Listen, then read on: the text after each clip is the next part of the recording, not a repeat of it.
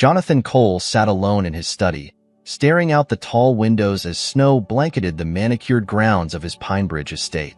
The faint glow of Christmas lights from the town square in the distance was visible even through the haze of his thoughts. Pinebridge, a town that transformed into a postcard-perfect winter wonderland every December, buzzed with cheer and activity. But for Jonathan, the holiday season had become a ritual of loneliness. It had been 10 years since the loss of Emily, his only daughter. She had been the light of his life, her laughter echoing through the halls of the mansion that now seemed impossibly empty. His marriage to Clara, once filled with hope and warmth, had devolved into a polite yet icy coexistence. They occupied the same house but lived in separate worlds, their shared grief building walls instead of bridges. The clock struck 9, its chimes reverberating through the quiet room. Jonathan sighed, closing the file of financial reports on his desk.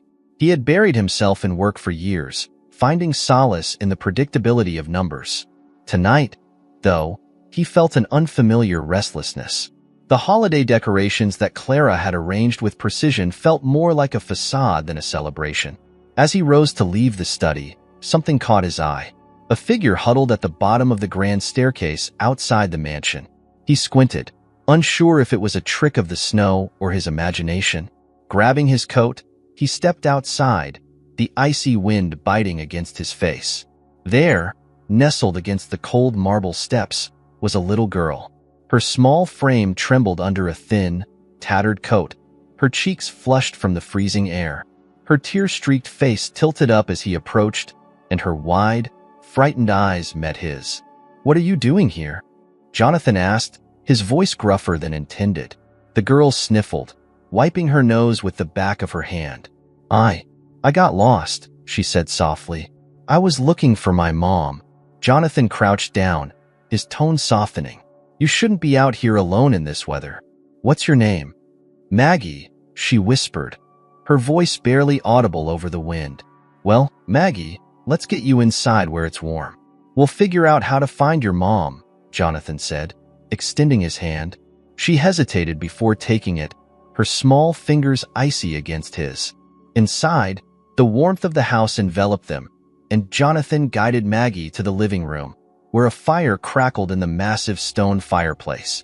Clara appeared in the doorway, her perfectly coiffed hair and elegant attire betraying her surprise at the scene. "Who is this?" she asked, her tone more curious than concerned. "This is Maggie. She was outside alone," Jonathan explained. "She says she's lost." Clara's eyes softened as she knelt to Maggie's level. "Oh, sweetheart, you must be freezing. Let me get you some blankets." Maggie nodded, her expression wary but grateful. As Clara left the room, Jonathan sat in one of the oversized chairs, watching Maggie cautiously examine her surroundings. Despite her obvious exhaustion, there was a spark of curiosity in her gaze. "You live in a big house," Maggie said after a moment, her voice small but steady. Jonathan chuckled dryly. "It is big. Too big sometimes. Doesn't it get lonely?" she asked, the innocence of her question catching him off guard. "Yes," he admitted, surprising himself with the honesty of his response. "It does." Clara returned with a blanket and a steaming mug of hot cocoa, which Maggie accepted with a small smile. The girl sipped carefully, her tiny hands wrapped around the mug for warmth. "Do you remember where you last saw your mom?" Clara asked gently. Maggie shook her head. "We were at the Christmas market. It was crowded, and then I couldn't find her." "We'll call the local authorities," Jonathan said, already reaching for his phone. Maggie's eyes widened. "Please don't. She'll be so worried if she thinks the police are looking for me." Jonathan paused, considering her plea. "Then we'll try another way. Do you know her phone number?" Maggie recited it, and Clara quickly dialed. While they waited for someone to answer, Maggie looked around again, her gaze lingering on a family portrait above the mantel. It was of Jonathan, Clara, and Emily, taken years ago. "She's pretty," Maggie said, pointing at Emily's smiling face. Jonathan's throat tightened. "She was," he replied quietly. Before Maggie could ask more, Clara spoke up. "I couldn't reach anyone, but we'll try again soon. For now, you can stay here tonight, Maggie." "Thank you," Maggie said, her voice full of relief.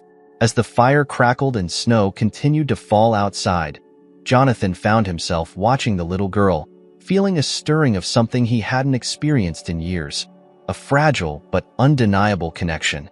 He didn't yet realize how much this lost child would change his life. Jonathan woke the next morning to the sound of muffled laughter echoing faintly through the mansion. It was an unusual sound in his home, one that made him pause as he pulled on his robe. Following the noise, he walked down the sweeping staircase and toward the kitchen, where the warmth of baking cinnamon filled the air. Clara was at the counter, rolling dough, her sleeves pushed up in a way Jonathan hadn't seen in years.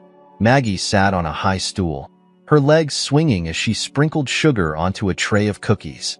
The little girl's cheeks were pink, no longer from the cold, but from a glow of joy. Jonathan leaned against the doorframe, unnoticed for a moment, watching Clara smile at Maggie's enthusiastic gestures. He couldn't remember the last time Clara had looked so at ease, so natural. It was as though Maggie had cracked through a wall neither of them had dared approach. "Good morning," he said finally, and both Clara and Maggie turned to him with matching grins. "Good morning, Mr. Cole," Maggie chirped, her voice full of a cheerful energy that seemed to carry the sunlight streaming through the large windows. "Jonathan," he corrected, his tone softer than usual. He stepped into the kitchen, feeling oddly out of place in the domestic scene. "It smells good in here." Maggie wanted to bake cookies, Clara explained, brushing a strand of hair from her face. "I thought it would be a nice distraction while we wait to hear from her mother." Maggie's face fell slightly at the mention of her mother, but she quickly brightened. "We're making Christmas trees and stars. Do you like cookies, Jonathan?" "I do," he said, taking a seat at the island. "Especially when they're made by experts." Maggie giggled, and Clara handed her another sheet of dough to cut. Jonathan watched them work together, something stirring in him he couldn't quite name. For so long, the house had been a place of muted routines, the silence broken only by the occasional hum of Clara's phone or the distant footsteps of the staff. Now, with Maggie there, it felt alive. After breakfast, Jonathan stepped into his study to make some calls. He wanted to ensure Maggie's mother was located as quickly as possible. Despite the warmth she brought to the house, he couldn't shake the unease of having a lost child under his roof. Something about her story didn't sit right with him, though he couldn't quite put his finger on it. The first call was to the local authorities, who confirmed they were actively searching for Sarah. They promised to keep him updated. Next, he called a friend who worked with a local charity, hoping to widen the net. As he hung up, he noticed a faint knock at the door. "Come in," he said, expecting Clara. Instead, Maggie peeked her head around the door. "Hi," she said softly, stepping inside. "Can I talk to you?" Jonathan gestured to the chair across from his desk. "Of course." Maggie climbed into the oversized seat, her legs dangling. For a moment, she fidgeted, staring at her hands. Then she looked up, her expression surprisingly serious. "Thank you for letting me stay," she said. "I don't think I said that last night." "You're welcome," he replied. "We're happy to have you here." Maggie tilted her head. "You don't seem very happy." The comment caught him off guard, and he chuckled despite himself. "Why do you say that?" "You have a sad look in your eyes," she said simply, her tone carrying the unfiltered honesty only a child could muster. "Like you're missing someone." Jonathan's chest tightened. "I suppose I am," he admitted after a pause. "My daughter, Emily. She passed away a long time ago." Maggie's eyes widened. "I'm sorry." "Thank you," he said, his voice low. "It's been a long time, but sometimes it still feels like yesterday." Maggie nodded, as if understanding something far beyond her years. "My mom says people we love never really leave us. They stay in our hearts."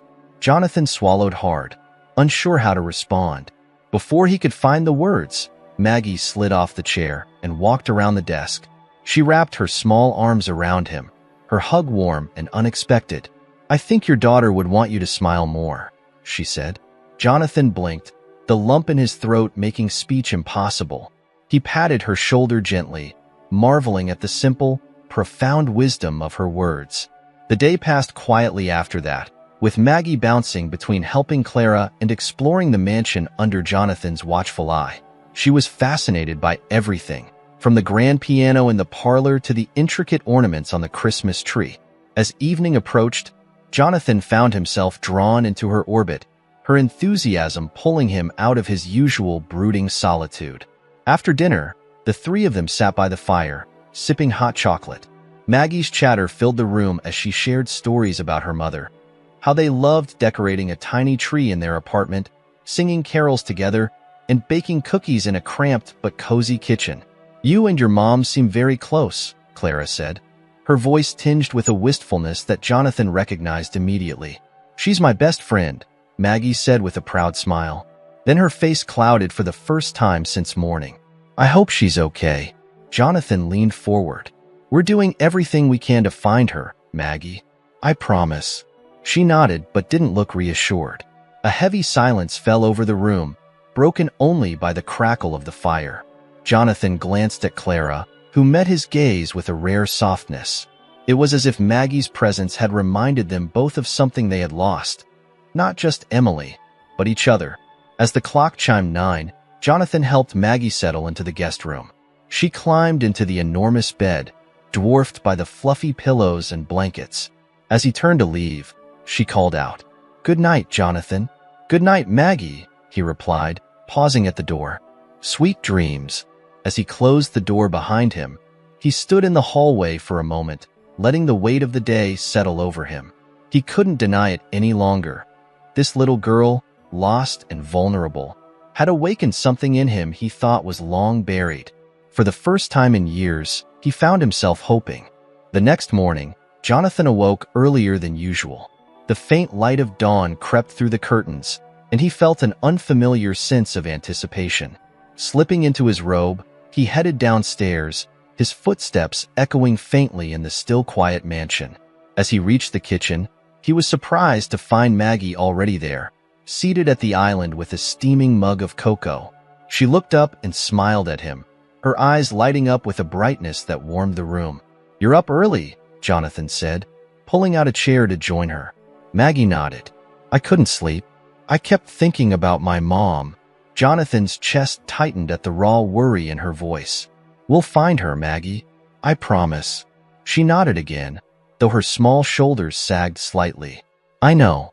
It's just, she's all I have." The words lingered in the air, heavy with unspoken fears.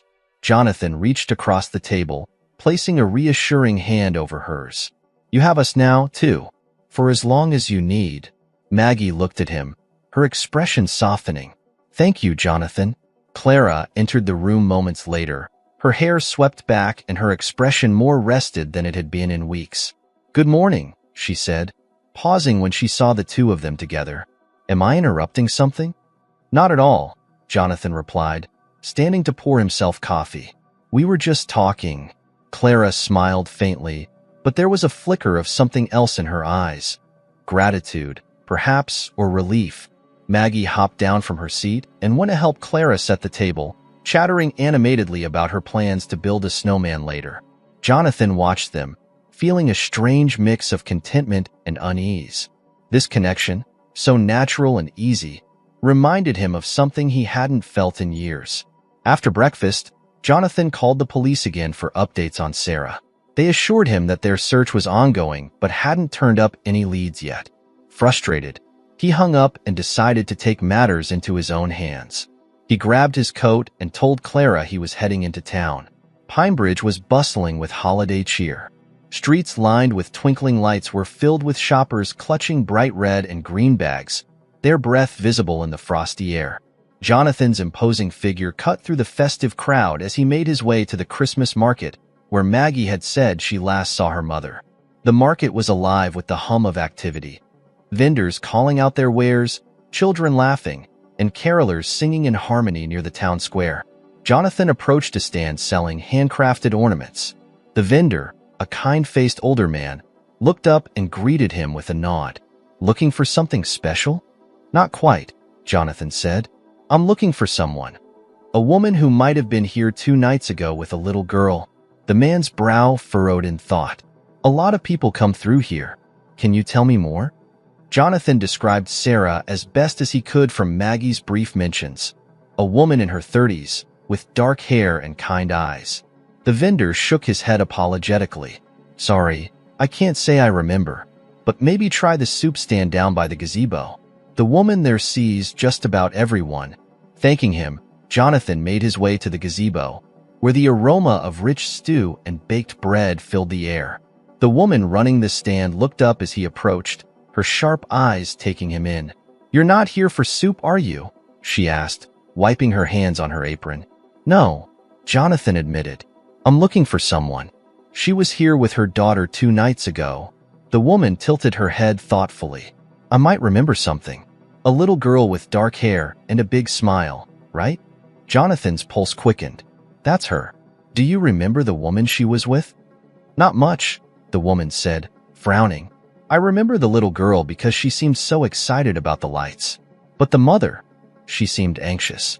Nervous, maybe. I didn't get a good look at her, though." Jonathan pressed further, but there wasn't much more the woman could offer.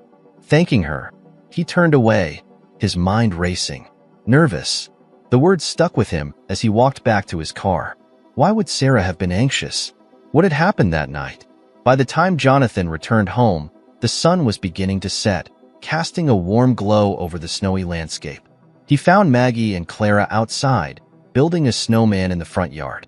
Maggie's laughter rang out as Clara helped her place a crooked carrot for the snowman's nose. Jonathan parked the car and stood for a moment, watching them. There was something so simple and pure about the scene that it almost felt surreal. He realized he didn't want it to end. Not the laughter, not the warmth Maggie had brought into their lives. As he approached, Maggie ran to him, her boots crunching in the snow. "Look, Jonathan." We made him smile. Jonathan glanced at the snowman's lopsided grin and couldn't help but smile himself. "He looks perfect." Clara joined them, brushing snow from her gloves. "How was town? Any news?" Jonathan shook his head. "Not much. Just bits and pieces." Clara's face fell slightly, but she nodded. "We'll keep trying." They went inside, where the fire was already roaring in the hearth. Maggie insisted on reading aloud from a book of Christmas stories, her voice animated and full of wonder. As she read, Jonathan caught Clara's eye. For a moment, they shared a look, a quiet understanding that neither needed to put into words. Later that evening, as Jonathan sat in his study, he couldn't shake the feeling that there was more to Sarah's story than they realized. He thought of Maggie's words, her unwavering faith in her mother. If Sarah had been anxious that night, perhaps it wasn't just the crowd. Perhaps something, or someone, had frightened her. Jonathan resolved to dig deeper.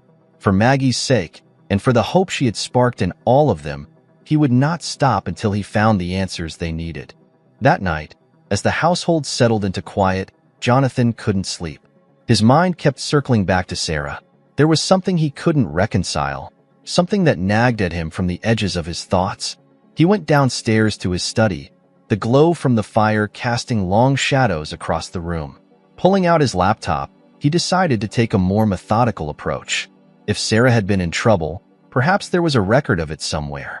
He began searching local news archives and police reports, hoping to find some clue. After an hour of fruitless searching, he leaned back in frustration. Just as he was about to close his laptop, a small article caught his eye. It was from several weeks ago, buried among other local stories. "Single mother assaulted in parking lot," the headline read. Jonathan's heart sank as he scanned the brief report. A woman fitting Sarah's description had been attacked outside a grocery store late at night. She had escaped with minor injuries, but the assailant had not been caught. The police suspected it was a random mugging. Jonathan frowned, his instincts telling him it wasn't random at all. He printed the article and set it aside. If this was connected to Sarah's disappearance, he needed to know more. The next morning, he called Clara into the study before Maggie woke up. She entered, her expression curious but concerned. "What's going on?" Jonathan handed her the article. "I found this last night. It's about a woman who was attacked a few weeks ago. I think it might be Sarah." Clara's eyes widened as she read the article. "Do you think this has something to do with why she's missing?" "I don't know," Jonathan admitted, "but it's a lead. I'm going to follow up with the police today." Clara nodded, her face set with determination. I'll keep Maggie occupied. She doesn't need to worry about this. Jonathan left shortly after, driving to the police station. The officer at the desk greeted him politely but seemed skeptical when Jonathan explained his theory. It could be the same woman, the officer said, flipping through some files. But we didn't have much to go on. The victim didn't want to press charges, and she didn't leave contact information. Did she say anything about why she was attacked? Jonathan asked. The officer shook his head. She claimed it was just a random mugging. But, he hesitated. She seemed scared. Not just shaken up, but genuinely terrified. We thought there might be more to the story, but without her cooperation, there wasn't much we could do. Jonathan left the station with a sinking feeling. If Sarah had been running from something, or someone, then finding her might be more complicated than he'd thought. When he returned home, Maggie was playing in the living room, her laughter filling the space. Clara met him in the hallway, her expression tense. Anything? Not much, Jonathan said, lowering his voice. But I think Sarah might have been running from something. Clara's brow furrowed. What do we do? I'll keep digging, Jonathan said. For now, let's just keep things as normal as possible for Maggie. Over the next few days, Jonathan threw himself into the search. He reached out to private investigators, scoured more records, and even returned to the Christmas market to speak with other vendors. But the answers remained elusive. All the while, Maggie seemed blissfully unaware of the growing tension around her. She spent her days exploring the mansion, playing in the snow, and filling the house with her cheerful energy. One evening, as Jonathan sat by the fire with Maggie and Clara, Maggie brought up something that stopped him in his tracks. My mom said she had a secret, Maggie said casually, arranging a row of toy animals on the rug. Clara glanced at Jonathan, her eyes narrowing slightly. A secret? Maggie nodded. She said it was something really important, but she couldn't tell anyone. Not even me. What kind of secret? Jonathan asked, trying to keep his voice steady. Maggie shrugged. I don't know. She just said it was for our safety. Jonathan's mind raced. If Sarah had been hiding something, it might explain everything. The attack, her disappearance, even her nervousness at the market. He didn't want to alarm Maggie, so he let the conversation drift back to lighter topics. But later, when Maggie was asleep, he brought it up to Clara. Do you think Sarah could be in some kind of danger? Clara asked, her voice barely above a whisper. It's possible, Jonathan said, but I don't know what it could be. If she was trying to protect Maggie, that would explain a lot. We have to find her, Clara said, her tone resolute. Whatever it takes. Jonathan nodded. He had already decided the same. The breakthrough came 2 days later. One of the private investigators Jonathan had hired called with new information. They had tracked down a former neighbor of Sarah's who mentioned seeing strange men hanging around her apartment a few months ago.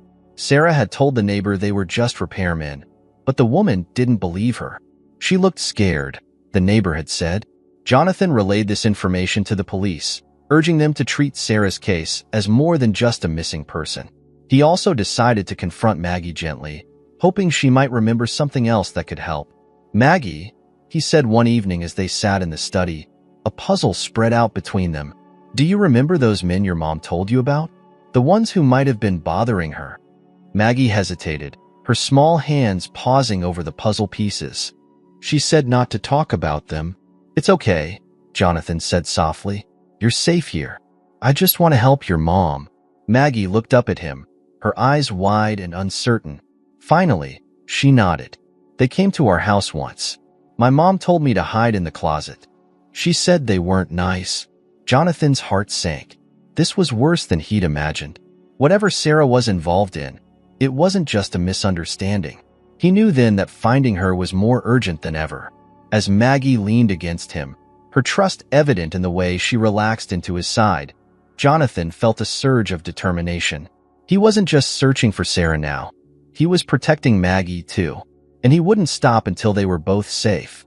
Jonathan barely slept that night. Maggie's revelation had opened a door to a darker reality, one he hadn't fully prepared for. Whoever those men were, they weren't just a vague threat. They were real, and they had terrified Sarah enough to send her into hiding. Sitting in his study as the first light of dawn filtered through the heavy drapes, Jonathan mapped out his next steps. The private investigator would continue digging into Sarah's connections, but Jonathan felt he needed to take a more active role. He wouldn't rest until he uncovered the truth. By the time Clara came downstairs, Jonathan had already called several contacts, including a friend who worked with a legal advocacy group. Clara entered the study quietly, carrying a tray with 2 cups of coffee. She placed it on his desk and sat across from him, her concern evident. "You've been up all night," she said, her voice soft but firm. "I couldn't sleep," he admitted. "Not after what Maggie told us." Clara wrapped her hands around her cup, her gaze steady. "What's your plan?" Jonathan leaned back in his chair, running a hand through his hair. "The investigator is following a lead about Sarah's former employer. Apparently, she left her last job abruptly, and there's no record of where she went after that. It could be nothing, but it's a thread worth pulling." Clara nodded. "Do you think it's connected to those men?" "I don't know yet," he said, "but I'm starting to think Sarah was running from something bigger than just a bad situation." Clara's expression darkened. "And Maggie was caught in the middle." Jonathan felt a pang of guilt. Maggie's cheerful demeanor had masked just how much she'd been through. He resolved to do whatever it took to keep her safe, even if it meant confronting some hard truths. Later that morning, as Maggie played in the living room, Jonathan received a call from the investigator. The lead about Sarah's former employer had turned up something significant. Sarah had been working as a personal assistant for a high-profile businessman in the city. She had resigned suddenly, citing personal reasons, but the timing coincided with when the strange men had first been spotted near her apartment. Jonathan felt a flicker of hope. If Sarah's former employer knew something, it might be the key to finding her. He wasted no time arranging a meeting, leaving Clara to keep an eye on Maggie. The drive into the city was a blur of anxious thoughts. When Jonathan arrived at the sleek, modern office building, he was met by a receptionist who escorted him to a private conference room. A few minutes later, a man in his 50s with sharp features and an air of authority entered the room. "You must be Jonathan Cole," the man said, extending a hand. "I'm Richard Benson. I understand you're looking for information about Sarah." Jonathan shook his hand, studying the man carefully. "That's right. She worked for you, didn't she?" "She did," Benson said, taking a seat. "And she was an excellent employee. I was sorry to see her go." "Did she ever mention why she left?" Jonathan asked, trying to gauge Benson's reaction. Benson hesitated, his expression growing serious. "She didn't say much, but I could tell something was wrong. She seemed distracted, nervous. When I asked if she needed help, she assured me everything was fine, but I didn't believe her." "Did she have any conflicts while she worked here? Anyone who might have had a reason to threaten her?" Benson shook his head. "Not that I'm aware of. But," he leaned forward, lowering his voice, "there was an incident about a month before she quit. A man showed up at the office, asking about her. He claimed to be a friend, but something about him didn't sit right with my staff. We told him she wasn't available, and he left." Jonathan felt his pulse quicken. "Did he come back?" "No, but Sarah seemed shaken when we told her about it," Benson said. "She asked if we could remove her contact information from the company directory, which we did." Jonathan pressed for more details, but Benson didn't have much else to offer. Still, it was another piece of the puzzle. Thanking Benson for his time, Jonathan left the office with a growing sense of urgency. If someone had gone to the trouble of tracking Sarah to her workplace, they weren't going to stop easily. By the time he returned home, dusk was settling over Pinebridge. Maggie greeted him at the door, her face lighting up as she ran to hug him. "You're back." Jonathan knelt to her level, pulling her into a tight embrace. "I'm back," he said, his voice thick with emotion. "And I missed you." Clara appeared in the hallway, her eyes searching his for answers. He gave her a small nod, silently conveying that he had more to share later. For now, he focused on Maggie, who eagerly pulled him toward the living room to show off a gingerbread house she and Clara had built. That evening, after Maggie had gone to bed, Jonathan filled Clara in on what he had learned. Her expression grew grim as he recounted the details of Benson's story. "So someone was following her," Clara said. "That explains why she was so scared." Jonathan nodded. But we still don't know who or why. And until we do, we can't bring Sarah back safely. Clara reached for his hand, her grip firm. We'll find her. Together. Jonathan looked at her, surprised by the resolve in her voice. For the first time in years, he felt the weight of his burdens lift slightly. Clara wasn't just supporting him. She was standing beside him, ready to face whatever came next. As they sat in the quiet of the study, Jonathan felt a renewed sense of determination. They were getting closer to the truth, and he wouldn't stop until Sarah was safe and Maggie's life was no longer overshadowed by fear. Whatever dangers lay ahead, he was ready to face them. For Maggie, for Sarah, and for the hope of a brighter future. The next morning brought a sense of cautious optimism to Jonathan. While the pieces of Sarah's story were still scattered, he felt they were beginning to form a picture. Over breakfast, Maggie chattered happily about the gingerbread house she and Clara had worked on the day before. Jonathan listened, nodding and smiling, but his mind was elsewhere, replaying his conversation with Richard Benson. He was certain the man who had visited Sarah's workplace was connected to her disappearance. After breakfast, Jonathan excused himself to make another call. This time, he reached out to his lawyer, hoping to use legal channels to dig deeper into Sarah's past. If she had taken steps to hide herself, there might be public records, leases, changes of address, or financial transactions that could offer clues. The lawyer promised to look into it, but Jonathan knew it would take time. Frustrated but determined, he returned to the living room, where Maggie was building a tower out of wooden blocks. Clara sat nearby, flipping through a magazine but glancing frequently at the little girl with a soft, almost protective look. "Maggie," Jonathan said, sitting on the floor beside her, "do you remember anything else about the men who came to your house? Maybe something they said or did?" Maggie frowned thoughtfully, her hands pausing mid-stack. "They didn't say much, but one of them had a scar, right here." She pointed to her cheek, tracing an invisible line from her eye to her jaw. It was scary. Jonathan exchanged a look with Clara, who had set down her magazine. "That's helpful, Maggie," Clara said gently. "You're very brave to remember all this." Maggie smiled faintly, but her focus shifted back to her blocks, as if retreating from the weight of the conversation. Jonathan didn't push further, not wanting to overwhelm her. Still, her description of the scar was a critical detail. He jotted it down in his notebook later, vowing to pass it along to the investigator. By midday, the lawyer called back with a lead. Sarah had rented a storage unit in a neighboring town just 2 weeks before she disappeared. Jonathan's heart raced as he listened to the details. A storage unit suggested she had been preparing for something, possibly to leave quickly. The lawyer provided the address, and Jonathan decided to check it out himself. Clara insisted on coming along, leaving Maggie in the care of their trusted housekeeper. The drive to the neighboring town was quiet, the tension between Jonathan and Clara unspoken but palpable. They both understood the risks involved in delving deeper into Sarah's situation. If the people who had been after her realized someone else was searching, it could escalate matters. The storage facility was a plain, utilitarian building surrounded by a chain-link fence. Jonathan showed the manager a copy of the lease agreement the lawyer had obtained, and after verifying his credentials, the man led them to a small, unassuming unit near the back of the lot.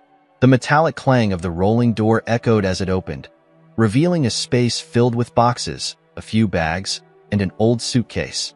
Clara stepped inside first, her eyes scanning the contents. "This doesn't look like much," she said, but her voice held a note of unease. Jonathan began methodically opening boxes. Most contained ordinary belongings, clothes, photo albums, kitchen items. But in the bottom of one box, beneath a pile of folded blankets, he found a file folder stuffed with papers. He opened it carefully, his brow furrowing as he scanned the contents. The folder contained bank statements, legal documents, and what appeared to be letters. One in particular caught his attention, a handwritten note addressed to Sarah, with no return address. The message was brief but chilling. "You can't run forever. We'll find you." Jonathan handed the letter to Clara, who read it with wide eyes. "This isn't just a misunderstanding," she said, her voice shaking slightly. She was being hunted. They found more unsettling clues. Receipts for burner phones, a map with several locations circled in red, and a list of names that meant nothing to them. Jonathan carefully packed everything back into the folder, determined to analyze it later with the help of the investigator. As they locked the unit and returned to the car, a cold dread settled over both of them. Whoever Sarah was hiding from, they were persistent and dangerous. On the drive home, Clara broke the silence. Do you think she knew this would happen? That's why she left Maggie at the market. Jonathan gripped the steering wheel tightly. It's possible. She might have been trying to keep Maggie safe. But why not go to the police? Clara asked, her voice tinged with frustration. Jonathan sighed. Maybe she didn't trust them, or maybe she thought the police couldn't protect her. Either way, she was clearly desperate. When they arrived home, Maggie greeted them with her usual enthusiasm, oblivious to the weight of the discovery they had made. Clara hugged her tightly, holding on a little longer than usual. Jonathan couldn't help but feel a pang of guilt. Maggie deserved to be a carefree child, not a piece of a dangerous puzzle. That evening, after Maggie had gone to bed, Jonathan spread the contents of the folder across the dining table. Clara sat beside him, helping him sort through the papers. They found more threatening notes, most unsigned but clearly written by the same person. The bank statement showed irregular withdrawals, as if Sarah had been pulling money in small amounts to avoid detection. One document stood out, a photocopy of a birth certificate. It was Maggie's, but the father's name was listed as unknown. Jonathan studied it, his mind racing.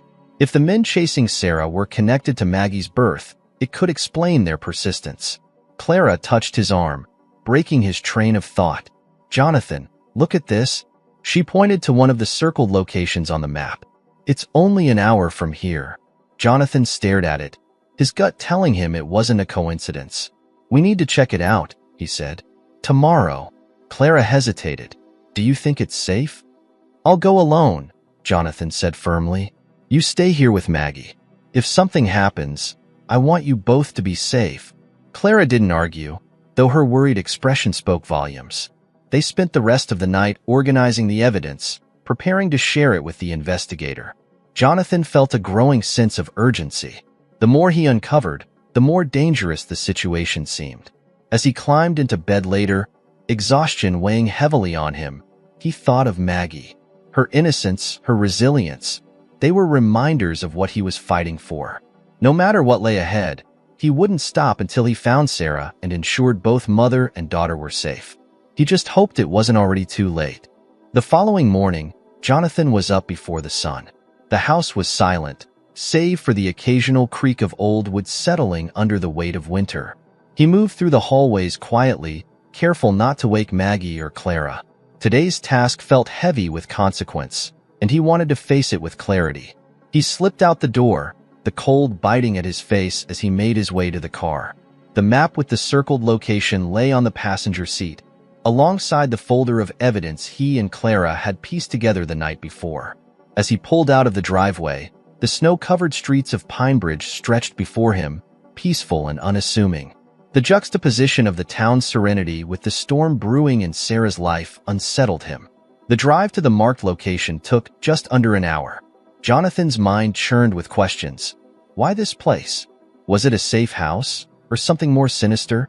The map offered no context, only the enigmatic red circle drawn with urgency. As he neared his destination, the surroundings grew more rural. Sparse clusters of trees lined the road, and the occasional farmhouse appeared in the distance. Finally, he arrived at a small, dilapidated building tucked behind a row of overgrown bushes. It looked abandoned, with boarded-up windows and a sagging roof. Jonathan parked a short distance away, his instincts urging caution. He approached on foot, his shoes crunching softly on the snow-covered ground. The building's front door was ajar, hanging awkwardly on rusted hinges. Jonathan paused, listening for any signs of movement. The air was still, but the eerie silence did little to calm his nerves. Stepping inside, he was met with the faint scent of mildew and the creak of warped floorboards beneath his weight. The interior was as desolate as the exterior. Empty rooms littered with debris, walls marred by graffiti. But as Jonathan moved deeper into the building, he noticed signs of recent activity. A half-burned candle on a windowsill, discarded food wrappers, a frayed blanket crumpled in a corner. Someone had been here, and not long ago. In a small back room, Jonathan found something that stopped him cold. A notebook lay open on the floor, its pages filled with scribbled notes and sketches. Many of the notes were illegible, written in a hurried scrawl, but one page caught his eye. It was a list of names, several of which matched the ones they'd found in Sarah's folder. Next to one name, Maggie, a word was scrawled in large, jagged letters. Leverage. Jonathan's pulse quickened. He grabbed the notebook, flipping through it for more clues. The entries were fragmented, but they painted a picture of desperation and danger. Whoever had written this had been tracking Sarah and Maggie, their intentions veiled but undeniably threatening. As he stepped back into the main room, his thoughts racing, a noise from outside froze him in place. Footsteps, slow and deliberate. Jonathan pressed himself against the wall, straining to hear. The footsteps grew louder, accompanied by muffled voices. He glanced around, searching for an exit. The front door was too exposed, and the back room offered no way out. His only option was a narrow staircase leading to what he assumed was the attic. He moved quickly but quietly, his heart pounding in his chest. The stairs groaned under his weight, and he winced with every sound. The attic was dark and cramped, filled with dust and cobwebs. Jonathan crouched low, peering through a small gap in the wooden slats of the floor. Below, two men entered the building. One of them had a scar running down his cheek, just as Maggie had described. Jonathan's jaw tightened. This was no coincidence. The men spoke in hushed tones, their words difficult to make out. Jonathan caught fragments, mentions of Sarah, questions about whether she'd been here recently. They seemed frustrated, their voices tinged with impatience. Jonathan stayed perfectly still, willing his breathing to remain quiet. The men moved through the building, their footsteps echoing ominously. When they reached the back room, one of them let out a low curse. "She's been here," he said, his voice rough. "Not long ago." The other man grunted. "But where is she now? And where's the kid?" Jonathan's grip on the notebook tightened. These men were hunting Sarah and Maggie, their intentions clear and dangerous. He had to get out of there and back to the mansion. Maggie's safety depended on it. He waited until the men moved deeper into the building before slipping down the stairs and out the door. The cold air hit him like a slap, but he didn't stop to catch his breath. He sprinted to his car, heart racing as he started the engine and sped away. In his rearview mirror, the dilapidated building shrank into the distance. The drive back to Pinebridge felt interminable. Jonathan's thoughts were a chaotic swirl of fear and urgency. He had enough evidence now to involve the authorities more aggressively, but his priority was ensuring Maggie was safe. When he finally pulled into the driveway, the sight of the mansion brought a wave of relief. He rushed inside, calling for Clara. She appeared in the hallway, her expression alarmed. "What happened? Where's Maggie?" Jonathan asked, his voice urgent. "She's upstairs, playing," Clara said. "What's going on?" Jonathan handed her the notebook, quickly explaining what he had found and what had happened at the building. Clara's face paled as she flipped through the pages, her hands trembling. "We need to call the police," she said. Jonathan nodded. "I'll do it now. I also need to update the investigator. These men aren't just a threat. They're actively searching." Clara's eyes filled with worry. "Do you think they'll come here?" "I don't know," Jonathan admitted. "But we can't take any chances." They spent the next hour coordinating with law enforcement, providing all the evidence they had gathered. The police assured them they would increase patrols around the mansion and work on tracking the men Jonathan had described. Still, the tension in the house was palpable. That evening, as Maggie sat by the fire reading a book, Jonathan and Clara remained vigilant. Every sound outside drew their attention, every shadow made them uneasy. But they refused to let their fear show in front of Maggie, who seemed blissfully unaware of the danger surrounding her. Before bed, Maggie hugged Jonathan tightly. "Good night, Jonathan," she said, her voice full of trust and affection. "Good night, Maggie," he replied, his voice soft but firm. "Sweet dreams." As she disappeared upstairs, Jonathan turned to Clara. "We have to find Sarah before they do." Clara nodded, her resolve as strong as his. "We will." Whatever it takes. Jonathan felt a surge of determination. They were no longer just uncovering a mystery, they were in a race against time. And failure was not an option. The night passed slowly, the silence of the mansion broken only by the occasional creak of settling wood or the distant rustle of the wind outside. Jonathan sat in his study, the notebook from the abandoned building spread open on the desk before him. Its pages were chaotic, scribbled notes, crude sketches of what might have been floor plans or locations, and a handful of names that felt like puzzle pieces without a clear picture to complete. One name stood out: Robert Hensley. It was circled multiple times across different pages, with arrows pointing to phrases like "final warning" and "missing documents." Jonathan stared at it, feeling a flicker of recognition. The name seemed familiar, though he couldn't immediately place it. He typed it into his laptop, the glow of the screen illuminating his tired face. The search brought up several results, but one in particular caught his attention: a Robert Hensley who had been indicted for financial crimes several years earlier. He had operated a fraudulent investment firm, stealing millions from his clients before vanishing just ahead of his trial. The case had made headlines briefly before fading from public attention, overshadowed by more sensational stories. Jonathan leaned back in his chair, his mind racing. Could this be the same man? And if so, what connection did he have to Sarah? He sifted through the notebook again, piecing together the fragments of information. A few of the notes mentioned a leverage file and a safe location. Jonathan's gut told him this was more than just a random detail. It might be the key to understanding why Sarah was being hunted. Morning came, pale light filtering through the heavy curtains of the mansion. Clara entered the study, a steaming cup of coffee in hand. She set it down in front of Jonathan, her expression a mixture of concern and determination. "You didn't sleep," she said, more observation than accusation. Jonathan shook his head. "I couldn't. I think I found something." He explained what he discovered about Robert Hensley, his connection to financial crimes, and the cryptic references in the notebook. Clara listened intently, her brow furrowing as he spoke. If Sarah has something that connects to this man, this leverage file, that could explain everything. They're not just after her. They're after whatever she has. "That's what I think too," Jonathan said. "But we don't know what it is or where it's hidden. And every minute we don't know feels like another step closer to them finding her first." Clara nodded, her lips pressing into a thin line. "We have to move faster." Jonathan agreed. After a quick breakfast, he called the private investigator and relayed everything he had found. The investigator promised to look into Hensley's case and cross-reference it with Sarah's background. In the meantime, Jonathan focused on the map they'd recovered from the storage unit, trying to decipher the circled locations.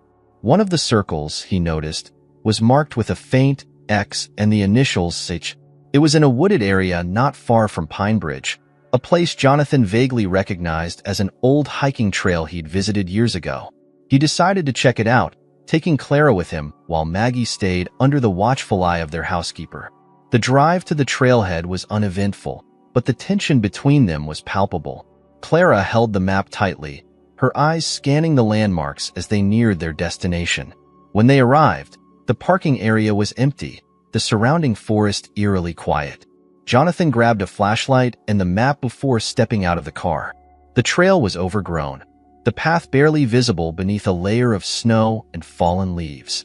Jonathan and Clara moved carefully, their breaths forming small clouds in the cold air. The map led them deeper into the woods, away from the marked paths, until they reached a clearing surrounded by towering pines. At the center of the clearing was an old wooden shed, its roof sagging and its walls weathered by years of exposure. It looked abandoned, but Jonathan's instincts told him otherwise. He approached cautiously, motioning for Clara to stay back. The door was locked, but a quick search of the area turned up a rusted key hidden under a loose plank near the entrance. The shed's interior was dimly lit by narrow beams of sunlight filtering through cracks in the walls. It was sparse, containing only a table, a few chairs, and a locked metal box sitting in the corner. Jonathan knelt beside the box, inspecting it. It was heavy, with a combination lock securing its lid. Clara stepped inside, her footsteps tentative. "Do you think it's here?" she asked softly. "It has to be," Jonathan said, his focus on the box. But I don't know the combination. As they pondered their next move, Clara noticed something scratched into the surface of the table. M0615. She pointed it out to Jonathan, who quickly tried the numbers on the lock. With a satisfying click, the mechanism released. Inside the box was a collection of documents, along with a USB drive and what appeared to be a ledger. Jonathan flipped through the papers, his expression growing more serious with each page. The documents detailed financial transactions, false accounts, and evidence implicating Robert Hensley in an extensive web of corruption. The USB drive likely contained digital copies or additional evidence. "This is it," Jonathan said, his voice barely above a whisper. "This is what they're after." Clara nodded, her face pale. "If they know this exists, they'll stop at nothing to get it." Jonathan packed the contents of the box carefully into his bag, ensuring nothing was left behind. As they exited the shed, the distant sound of footsteps on the trail sent a jolt of fear through both of them. They froze, listening intently. The steps grew louder, accompanied by low voices. Jonathan grabbed Clara's hand and led her off the path into the dense trees. They crouched low, hiding among the underbrush as two men entered the clearing. One of them was the scarred man from the abandoned building, his sharp gaze scanning the area. "They're here," Clara whispered, her voice trembling. Jonathan nodded, motioning for her to stay quiet. They watched as the men entered the shed, their voices muffled but tense. After a few minutes, the men emerged, frustration evident in their movements. They spoke briefly before heading back down the trail, unaware of Jonathan and Clara's presence. When the men were out of earshot, Jonathan and Clara hurried back to their car, adrenaline coursing through their veins. As they drove away, Jonathan tightened his grip on the wheel, his jaw set with determination. "We have to get this to the authorities," he said. "This evidence is the only thing that can stop them." Clara agreed, but her eyes flicked toward the back seat, where the bag containing the documents Saturday, "and we have to make sure Maggie stays safe. No matter what." Jonathan glanced at her, his resolve hardening. "She will. I promise." As the mansion came into view, a sense of relief washed over them. But Jonathan knew the danger wasn't over. They had the evidence, but the men after Sarah, and now, potentially them, weren't going to give up easily. The fight was far from over, but for the first time, Jonathan felt they had the upper hand. They just had to stay one step ahead. The drive back to Pinebridge felt longer than usual, the weight of their discovery pressing heavily on Jonathan and Clara. The bag containing the documents and USB drive sat between them in the car, a fragile but powerful shield against the forces threatening Sarah and Maggie. Jonathan's grip on the steering wheel was tight, his knuckles white, as his mind raced with plans for their next steps. When they arrived at the mansion, Clara immediately went to check on Maggie, who was sitting in the living room with the housekeeper, absorbed in a puzzle. Seeing her safe and cheerful brought a wave of relief to both of them, but the reality of the situation loomed large. Jonathan retreated to his study, locking the door behind him as he spread the contents of the bag across his desk. The documents painted a damning picture of Robert Hensley's criminal activities. There were falsified ledgers, account statements detailing embezzlement schemes, and even correspondence implicating other individuals in positions of power. The USB drive contained additional files, including what appeared to be scanned legal documents and emails. Jonathan called the private investigator, outlining everything they had uncovered. The investigator's reaction was immediate and serious. The evidence was explosive and would undoubtedly attract significant attention, both from law enforcement and from those desperate to suppress it. "I'll forward this to a trusted contact in the FBI," the investigator said. "But you need to be careful. If they're aware you have this, they'll escalate. Keep your family safe." Jonathan's jaw tightened. "We will." After the call, Clara joined him in the study. He briefed her on the conversation, watching as her face grew more determined with each word. "We can't stay here indefinitely," she said. "If those men figure out where we live—" "They won't get close," Jonathan interrupted. "The police are patrolling the area, and I've already taken measures to secure the house. But you're right. We need a longer-term solution." Clara hesitated, then placed a hand on his arm. "Do you think Sarah knows we found this? If we could get word to her—" Jonathan shook his head. We don't even know where she is. But if she's alive, this is her lifeline. She risked everything to keep it hidden. It's up to us to protect it. The rest of the evening passed in tense silence. Jonathan monitored the security cameras he had installed around the mansion, his gaze flicking from the screens to the documents on his desk. Clara stayed close to Maggie, her vigilance a quiet reassurance that their home remained a safe haven, for now. The following morning, the private investigator called with an update. The FBI had reviewed the evidence and confirmed its validity. They had opened an official investigation into Robert Hensley's network and were working to identify and locate Sarah as a critical witness. They'll contact you soon, the investigator said, but you need to be ready. This might draw attention. Jonathan hung up, the implications clear. They had taken a step closer to exposing the truth, but it also meant they were now firmly in the crosshairs of dangerous men. He relayed the information to Clara, who nodded grimly. That afternoon, a knock at the door shattered the fragile calm that had settled over the house. Jonathan opened it cautiously, finding two plainclothes FBI agents standing on the porch. They introduced themselves and displayed their credentials, their expressions professional but urgent. Mr. Cole, we understand you've come into possession of critical evidence regarding Robert Hensley's activities, the senior agent said. We need to secure it immediately. Jonathan led them to the study, where the documents and USB drive were laid out. The agents examined the materials carefully, their faces betraying the gravity of what they were handling.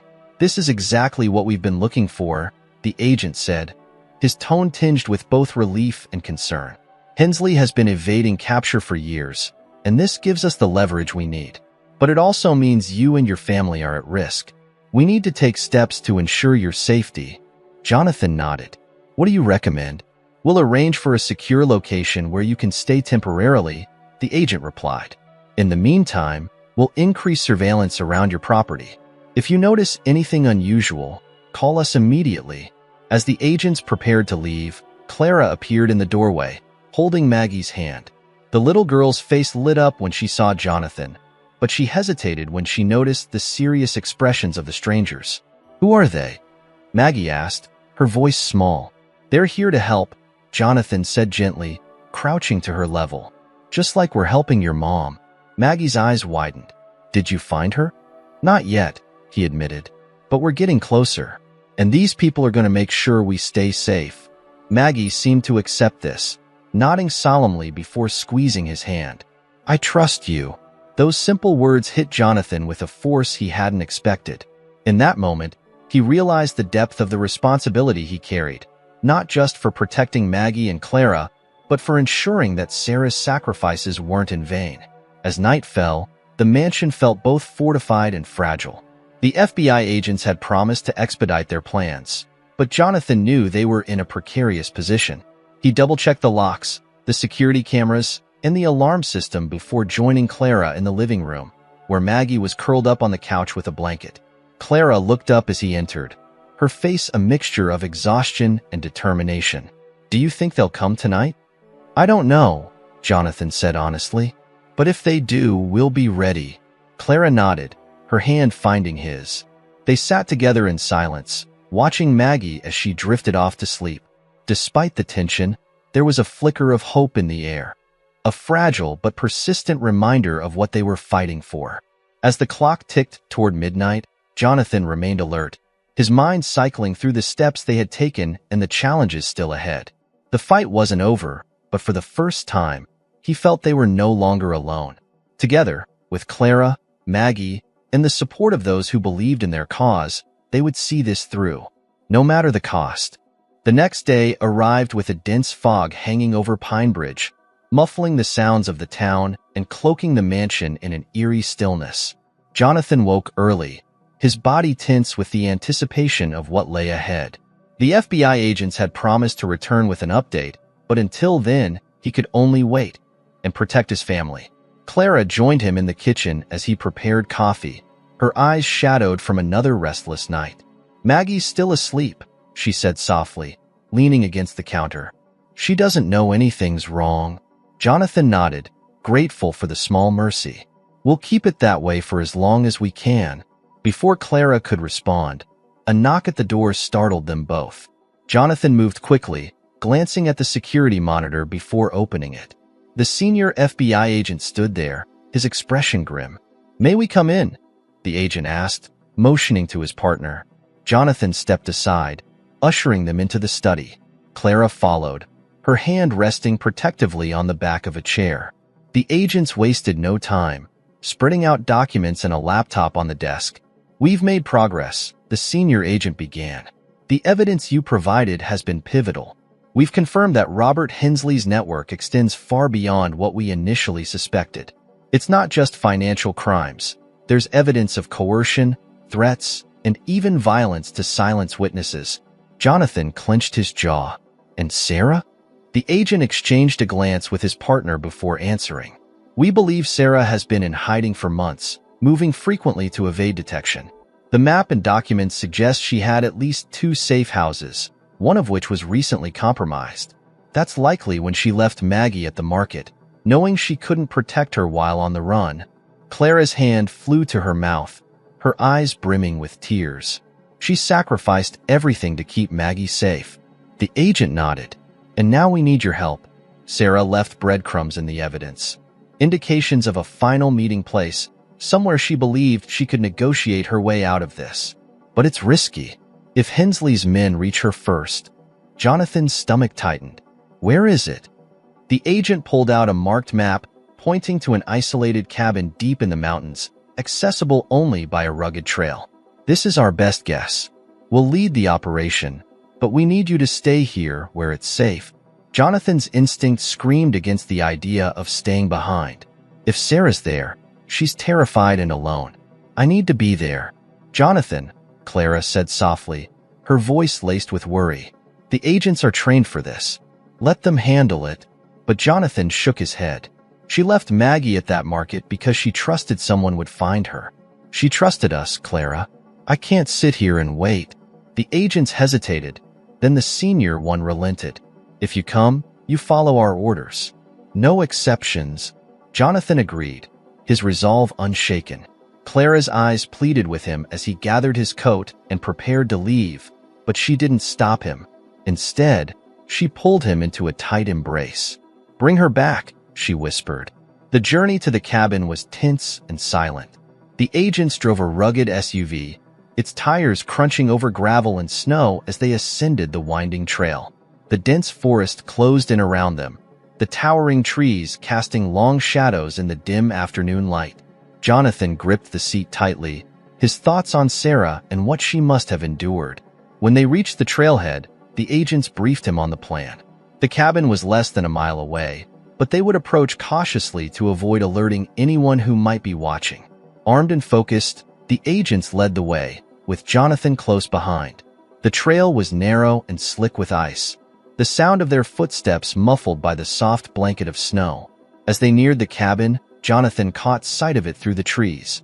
A small structure, its roof partially obscured by snow. Smoke rose faintly from the chimney, a sign of recent activity. The agents signaled for Jonathan to stay back as they moved closer, their weapons drawn. He crouched behind a tree, his breath visible in the freezing air, his heart pounding. He strained to hear any sounds from the cabin, but the forest remained eerily quiet. Suddenly, a shout rang out, followed by the sharp crack of gunfire. Jonathan's instincts took over, and he moved toward the cabin despite the agent's orders to stay put. Inside, chaos erupted. One of the agents had subdued a man, the scarred one Jonathan recognized from before, while the other was securing the area. Jonathan scanned the room, his eyes locking on a figure huddled in the corner. "Sarah," he breathed. She looked up, her face pale and her eyes wide with fear. Recognition flickered across her features, and she rose shakily to her feet. "Jonathan?" He crossed the room quickly, his voice firm but gentle. "It's okay. You're safe now." Tears welled in her eyes as she nodded, her relief palpable. The agents finished securing the scene, confirming that the scarred man was the only immediate threat. One of them radioed for backup, while the other turned to Jonathan. "We need to move. Now." Jonathan helped Sarah gather her belongings, little more than a small bag and a coat, and led her outside. The trek back to the SUV was tense, but the weight of the danger began to lift as they descended the trail. When they reached the vehicle, Jonathan helped Sarah inside, her hands trembling as she clutched Maggie's name on her lips. The drive back to Pinebridge was quiet, Sarah too overwhelmed to speak. When they finally reached the mansion, Clara met them at the door, her face a mixture of disbelief and joy. Maggie ran forward, her eyes wide with recognition. "Mom!" she cried, throwing herself into Sarah's arms. The reunion was raw and emotional, mother and daughter holding each other tightly as if afraid to let go. Jonathan and Clara stepped back, giving them space, their own emotions threatening to overwhelm them. For the first time in weeks, the house felt truly alive, a place not just of safety, but of healing and hope. Jonathan watched as Sarah held Maggie, her whispered reassurances filling the room with warmth. Clara took his hand, her eyes shining with gratitude. "You did it," she said softly. Jonathan shook his head. "We all did." As the evening wore on, the agents briefed Sarah on the next steps, ensuring her safety and the protection of her daughter. But for now, in this moment, the nightmare was over. Jonathan felt a deep sense of peace, knowing that they had not only uncovered the truth, but also helped rebuild a family. And in the quiet glow of the firelight, surrounded by those he had come to care for, he realized that his own family had grown in ways he could never have imagined. Together, they had found something far greater than safety. They had found hope.